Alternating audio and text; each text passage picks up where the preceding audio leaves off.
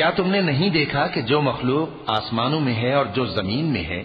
اور سورج اور چاند اور ستارے اور پہاڑ اور درخت اور چوپائے اور بہت سے انسان اللہ کو سجدہ کرتے ہیں، اور بہت سے ایسے ہیں جن پر عذاب ثابت ہو چکا ہے، اور جس شخص کو اللہ ذلیل کرے اس کو کوئی عزت دینے والا نہیں۔ بے شک اللہ جو چاہتا ہے کرتا ہے۔ چونکہ آیت سجدہ تلاوت کی گئی لہذا سامعین پر سجدہ واجب ہے۔ یہ دو فریق ایک دوسرے کے دشمن اپنے پروردگار کے بارے میں جھگڑتے ہیں، تو جو کافر ہیں ان کے لیے آگ کے کپڑے قطع کیے جائیں گے اور ان کے سروں پر جلتا ہوا پانی ڈالا جائے گا، اس سے ان کے پیٹ کے اندر کی چیزیں اور کھالیں گل جائیں گی، اور ان کے مارنے کے لیے لوہے کے ہتھوڑے ہوں گے۔ جب وہ چاہیں گے کہ اس رنج و تکلیف کی وجہ سے دوزخ سے نکل جائیں تو پھر اسی میں لوٹا دیے جائیں گے،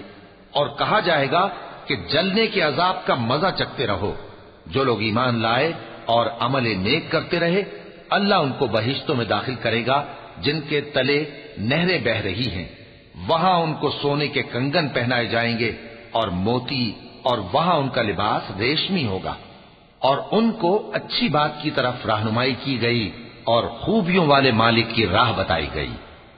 جو لوگ کافر ہیں اور لوگوں کو اللہ کے رستے سے اور مسجد حرام سے جسے ہم نے لوگوں کے لیے یکساں عبادت گاہ بنایا ہے روکتے ہیں، خواہ وہ وہاں کے رہنے والے ہوں یا باہر سے آنے والے، اور جو اس میں شرارت سے کجروی و کفر کرنا چاہے تو اس کو ہم